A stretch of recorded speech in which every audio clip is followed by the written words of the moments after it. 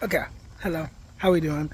So it's been a while since I made one of these videos, and here we are. So I want to talk about surrendering for a moment. I do not feel like I've mastered the art of surrendering, so take this with a grain of salt if you want. But, however, when I look back at my own path and the things that I've surrendered to and how they have immensely helped me, I have to encourage other people to practice surrendering.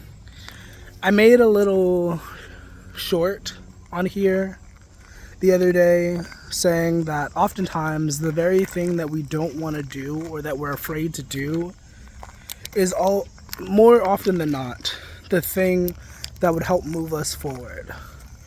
And when I look back at my own path, I can say this about TikTok, I can say this about posting content in general, I can say this about live streaming. Like, I was terrified to start posting TikTok or posting on TikTok. And I was also terrified to go live streaming. Like, that was a whole internal battle that I had to overcome. Like, and now, 3 years later or 4 years later, however many years it's been, I look back and I'm like, I have no idea what I would have been doing if not for that. You know, like, I do not know. Like, a lot of my money has come from live streaming and like connecting with people on social media, and it's just like, for me at least, it's one of those things where I'm just like, yeah, no, this is why it's important to surrender. This is why it's important sometimes to do the thing that we don't want to do. You know, the thing about life, there's a fly or something. The thing about life is that it's not super easy. It's pretty simple. The formula to success is very simple. Be consistent, put your heart into it, you know? But if it was easy, everybody would be successful. Everybody would have the house of their dreams. Everybody would have the life of their dreams. But it's not easy. It's something that you have to work for, and you have to also, I'm not saying you have to compete, but there's that competition energy that is in the atmosphere, I guess. But at the least, you should be competing with the past version of yourself. That's how I look at it. I'm like, I'm not competing with nobody. I'm just competing with who I used to be. I'm just trying to be better than how I used to be. You know what I mean? I think I've talked about surrender on here before. I don't remember what I said, but I think that one thing I might have said before, and I'm going to say it right now, is surrendering is not easy. It sounds easy. It's like, oh, let me just give up. Let me just do whatever. Surrendering is not easy because it requires us to give up our old way of being, our old way of thinking, you know, and that is difficult for a lot of us. I mean, at this point in my journey, it's a little bit more difficult for me, but looking back at my journey, I've been very flexible with my thinking, very flexible with my way of being, you know. I feel like that's how I've been able to accumulate the success that I've had, because I am very flexible. I try to be mutable. I also have a lot of mutable energy in my chart. I have a lot of Virgo, a lot of Pisces energy, a lot of Gemini. So I am very flexible in nature, you know. I don't like to consider myself as an exception to the rule, but I feel like in a lot of different ways, I am an exception to the rule. Or the rules. If that makes sense. And maybe some of you are also an exception to the rule. Maybe you're somebody who lives outside of the expectation or the norm, and that's fine. And the reason why I say that is because whoever's on the other side of this screen, whoever's watching this, like, I hope that you do use my story. I hope that you do use my experience as a jumping off point, you know, as an inspiration, you know. But quite frankly, I am just a beast by nature. Like, it is just in my DNA. And I feel like part of my purpose here is like to help other people who maybe who aren't as tapped in to that beast mode, to help them realize that they can tap into that. You know what I mean? Like, I feel like that's more or less why I said that. Because a lot of people like to be, well, it's just not who I am, or it's just not. And it's like, when we look at the story of Jesus, that's what the story of Jesus was about. Like, Jesus was sent here to show us, to teach us the way, which is already within us. We just have to tap into that. And it's funny because I had the story of Jesus put into my head a lot this morning. I was on live stream at some point. Somebody came in and was talking to me about Jesus. And then before that, I was reminded of the Jesus story and how, you know, it was fabricated and all that jazz. And you don't have to agree with that. You don't have to believe in that. But I do think that is an important component to consider when we're studying the word, how humans distorted it and twisted it for their own benefit. You know, like, because a lot of people use Christianity to have a savior outside of themselves. They use Jesus as like a hero figure, and it's like, literally, as far as I'm understanding, that was not his intention at all. He literally did not want that. He wanted to show people that they could also be what he was. They just had to live a certain way, think a certain way, and love a certain way. You know what I mean? And I think the hard truth is that it is a very difficult thing to live in alignment with holiness, with higher powers, with the divine. It is a very difficult thing. I don't know if anybody out there knows what I'm talking about, but I was recently introduced to the idea that Mother Mary was not an accident. Like, that was not something that just happened by happenstance. It was something that she trained for.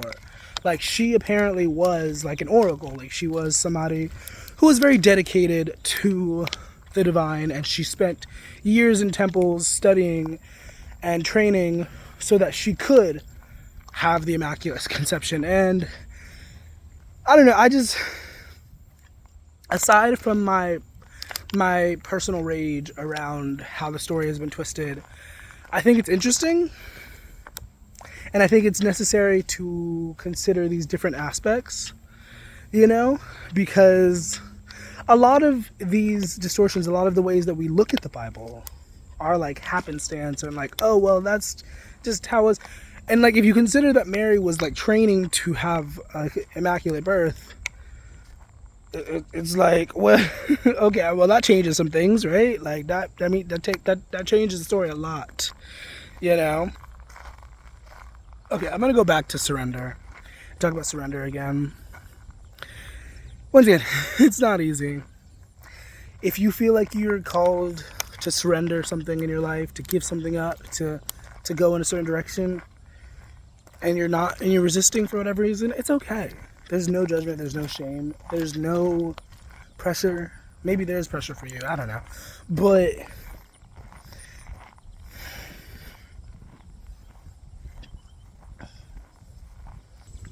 I have a friend that I've been watching struggle to find a job for the last few months. I've talked about this person before. This is a person that I've also considered letting go and releasing from my life, but that's neither here nor there. I've been watching them struggle, and I've been giving them my personal advice, my maybe not so personal advice, because I'm also a channel, and I also channel information, and so it's not always just Tariq talking, you know what I mean? Or Rashad, excuse me, that's...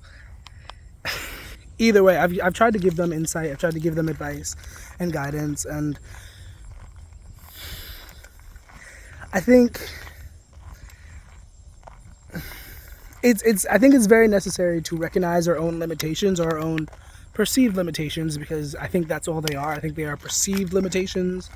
I think they are self-placed. I don't think that they actually exist. Like, if you know, because when you think about all the people who tell their success stories, like, a lot of the time they talk about pushing themselves and, you know, forcing themselves to move through the fear. And I've talked about moving through the fear, you know, because I could have just been like, oh, well, this is just a limitation, I'm too scared to do it. I could have done that. I do that to this day with some things, to be honest. But the hard truth is that sometimes you just gotta push yourself to do the thing that you don't want to do, you know? And the reason why I mentioned this friend is because the main advice, the main insight that comes through for him when I channel that energy is to stop looking for a 9-to-5 and start looking for ways to supplement your own income.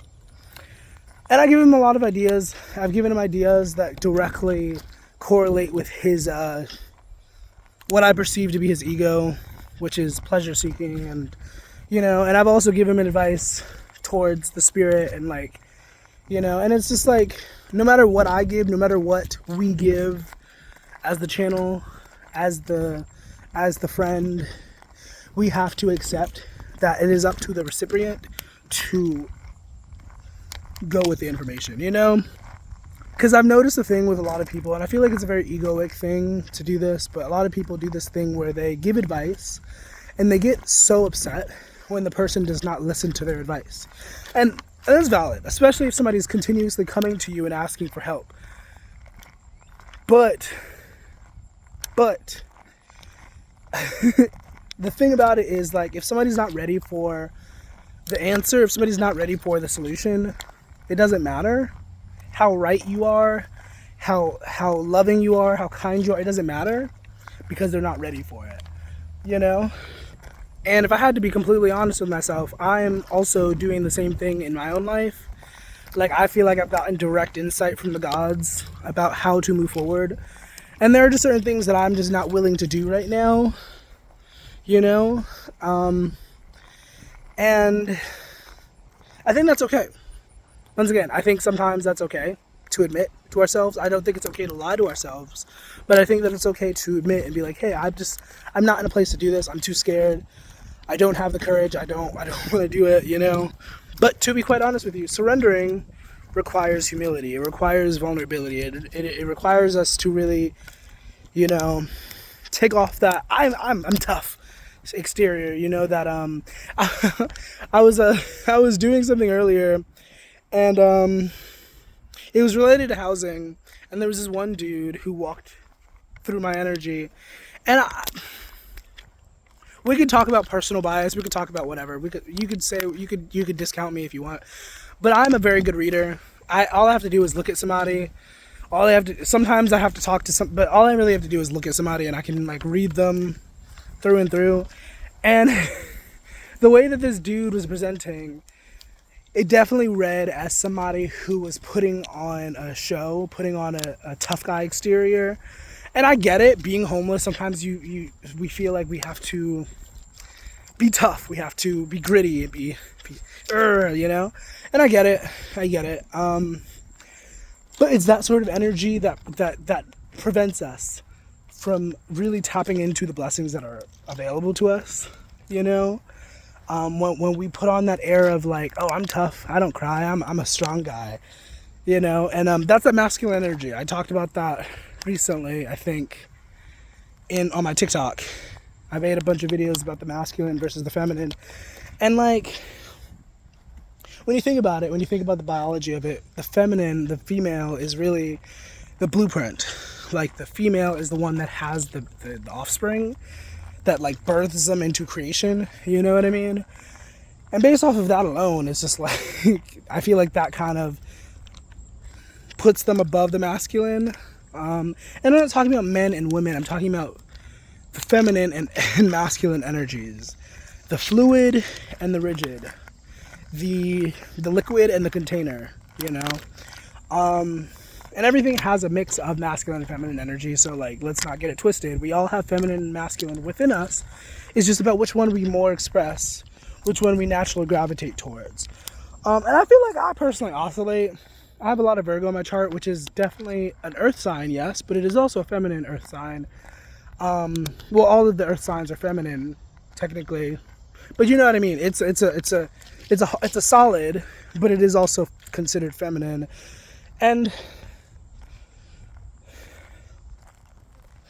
I don't know, because I feel like I sometimes do identify with my masculine figure, and I like to be like, yeah, I'm a male, I'm a dude. I don't really love the idea of being considered a female or a woman or a girl. You know how people do the whole, hey girl. I don't like that.